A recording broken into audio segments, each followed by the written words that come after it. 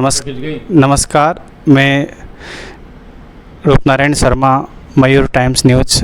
और आज विश्व सर्प दिवस, जो सांपों की जितनी भी प्रजातियां हैं उसका संरक्षण कैसे करें, इसी संदर्भ में राजस्थान के जाने माने जो सर्प संरक्षण है कोटा की धरती पर, जिन्होंने राजस्थान का प्रथम सर्प उद्यान कोटा में केंद्रित किया था, उनसे छोटी सी मुलाकात करते हैं कि उनका सर्प संरक्षण के बारे में कहना क्या है। सर नमस्ते। नमस्कार सर, आज हम विश्व सर्प दिवस जो 16 तारीख को मनाया जा रहा है, इसमें हम चाहते हैं कि सांपों के विषय में आपसे कुछ चर्चाएं करें। तो आप हमें बताना चाहेंगे कि सांपों के संरक्षण के बारे में आप किस तरह से अपना जागरूकता अभियान चलाते हैं। देखिए, मैं doctor Vineet Mahobia, co coordinator reptilian science department, university of Kota में हूँ। और मेरा इंटरेस्ट जो है वो सांपों को भी बचाना है और इंसानों को भी बचाना है। जहर से जो सांप काट लेता है उसको भी बचाना होता है, और हम इंसान जो है वो सांप ना मारे उनको भी बचाना होता है।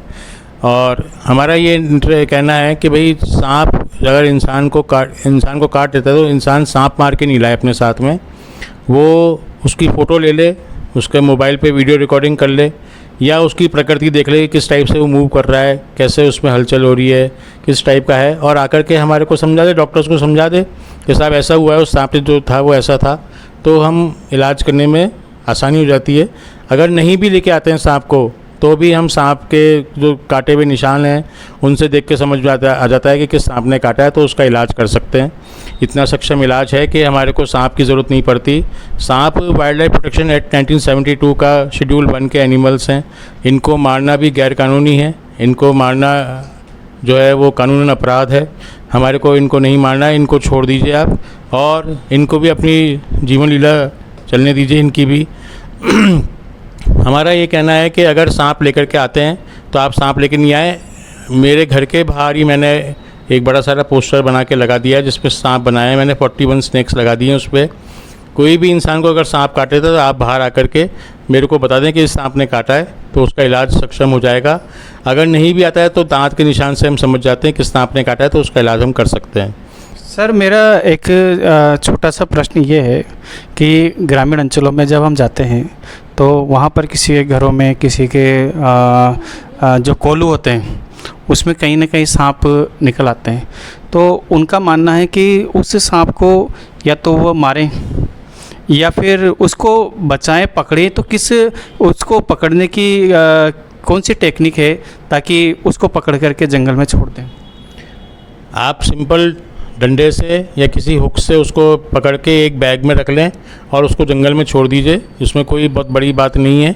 लेकिन हमारा ये कहना है कि आप सांप को परेशान ना करें, सांप को ना छुएं। डंडे से ठक ठक करेंगे तो भी वो निकल जाएगा। या अगर आपको दिख जाए कि साहब मेरे घर के बाहर कोई बाउंड्री के अंदर सांप घूम रहा है, तो आप वहाँ पे फिनाइल का स्प्रे कर दीजिए, तो अपने आप सांप निकल जाएगा। आप उसको छूने के लिए मत जाइए। बाई चांस अगर दाव चूक गया तो वो काट लिया आपको, तो दूसरी मुसीबत खड़ी हो जाएगी। हमारे को उनको पकड़ना नहीं है, उनको परेशान नहीं करना है।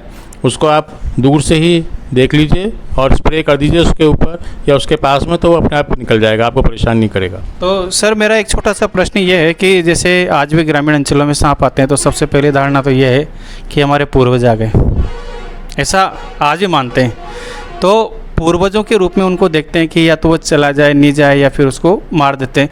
तो लोगों की जो धारणा है, जैसे बहुत सारों को सांप डस भी लेता है, तो ताकाजी, भैरू जी, जहाँ भी वो ले जाने उनकी आस्था जहाँ से जुड़ी हुई है, तो कभी कभी उनके लिए वो भारी पड़ जाता है। तो उसका जो उपचार है वो किस तरह से वो करें?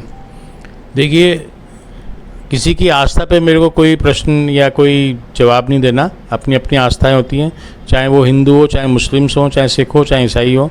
लेकिन मेरा ये कहना है कि पहले आप झाड़ फूँक टोना टोटका करवाने से पहले आप अस्पताल जाइए, मरीज़ को सांप के मरीज़ को अस्पताल लेके जाइए, वहाँ पे उसका इलाज करवाइए। जब वो ठीक हो जाए, सेफ़ हो जाए, तभी आप अपनी आस्था के अनुसार जिस पे भी आपको आस्था है वहाँ पे मंदिर में ढोक लगाइए या कुछ भी कर सकते हैं आप। लेकिन उससे पहले आप टाइम मत वेस्ट करिए। आज के टाइम अगर मरीज़ साइंटिफिकली अगर अस्पताल पहुँच जाता है तो इतना सक्षम इलाज है कि हम उसका इलाज कर सकते हैं, सक्षम होंगे और उसकी जान बचाने में सक्षम है। इसलिए आप पहले उसकी जान बचाने की कोशिश करें। थाकाजी या चबूतरों पे जाने से अच्छा है पहले अस्पताल जाइए।